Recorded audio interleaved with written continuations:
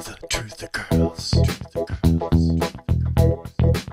The truth occurs. Hi everyone. A lot of you have been asking me what are my thoughts on the possibility of there being a false flag or a terrorist incident at the 2012 Olympics, which is coming up in just a few days.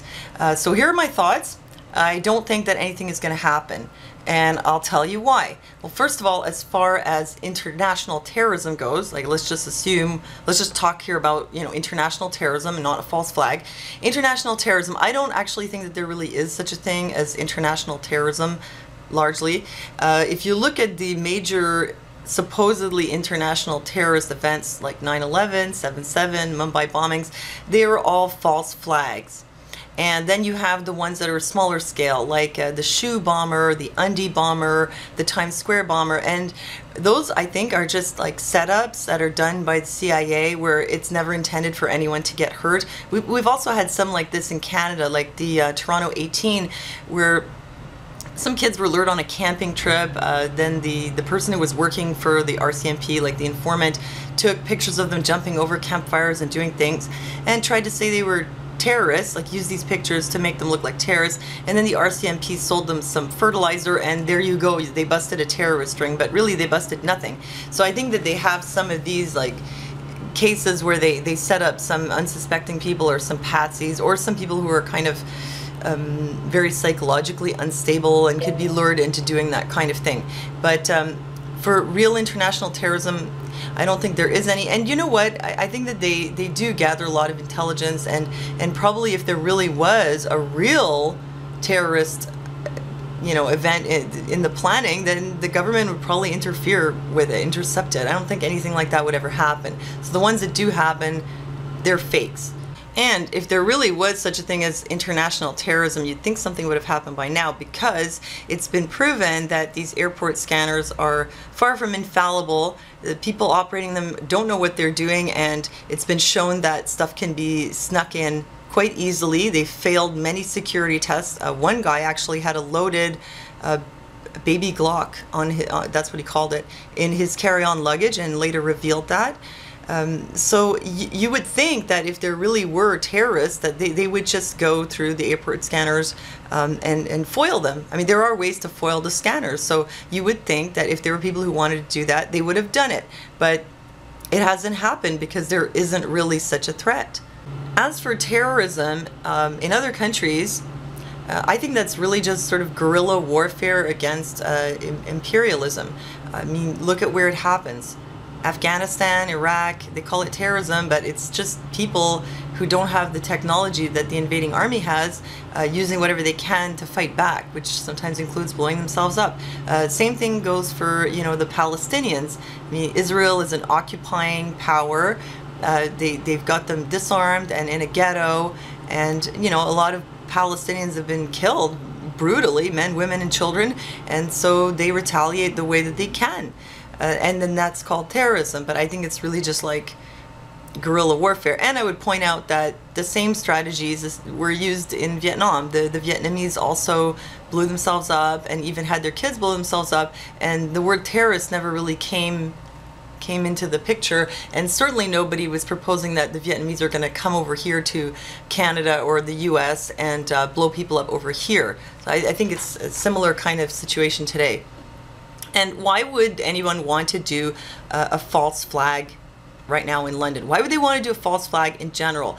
A false flag basically it's an act of war, and it's a military strategy used mainly to get a country on board with going to war, to getting involved in a war. That's how it was used in the Gulf of Tonkin for Vietnam, Pearl Harbor, which was kind of a lie hop, 9/11, and also 7/7. These are all used to get these countries on board for wars, and recently the war on terror.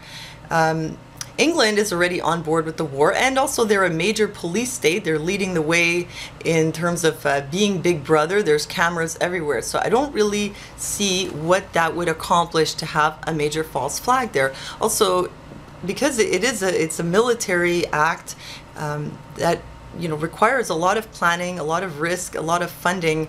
I don't think it's something you just do just like that for no reason, just to scare people a bit more. There has to be a big goal, and it has to be worth the risk and the investment. I'm sure that that's the way they would look at it. Now, there's this guy, Ben Fellows, who took a job with G-Force to infiltrate the 2012 Olympics security corps. And then he later revealed that there were a lot of problems with it and that it looked like maybe they were planning for something really big to actually happen. And you can see or listen to the interview with him here on Infowars.com. So what he said was that, for one, there were a lot of problems with security, such as machines not functioning well, people not knowing how to do their jobs, that there were troops on the ground there, and plans to evacuate London, and also that they had brought in 200,000 plastic coffin liners that can hold 4 people each. This could be for the purpose of, actually being prepared in case something happens, but I really don't think that it means that anything is going to happen. They've taken similar measures for other things like the other Olympics or the G20.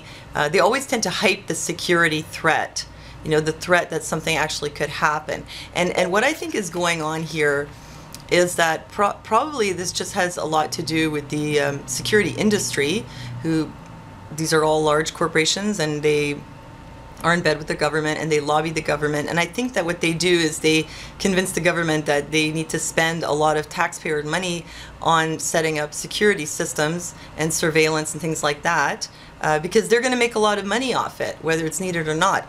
And this is what happened with the Olympics here in Canada. Also the G20, they collected something like $2 billion from Canadians. They ended up only spending 500,000. Or was it 500 million? Sorry, 500 million. The rest of the money they just kind of pocketed. I think that has a lot to do with it. This is an industry, security industry, and they're just taking the opportunity to make money. And also hyping the threat. I mean, how can the government justify taking all this tax money if there's not a threat? So they kind of hype the threat. Also, the media makes money off hyping threats, including the alternative media. And people just kind of fall into a state of fear, including people in the online community who are, truth seekers. We also fall into that hype. Remember, there's going to be a nuclear bomb at the Berlin Games last year. Never happened. I think this is what tends to happen with these events.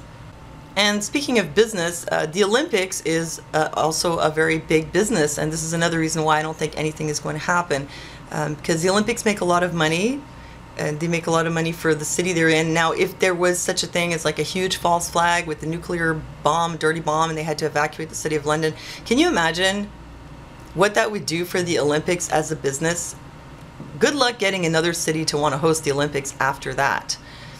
I think that would be a very bad move for anyone to do a false flag for that purpose. I mean, remember, for them, the bottom line largely is money. I mean, control as well, but like I said, they've already achieved a lot of their objectives with that, especially in London.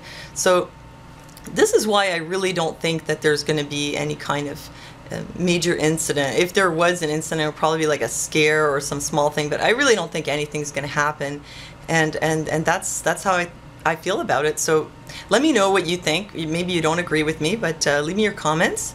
And thanks for listening to me, and I'll see you next time.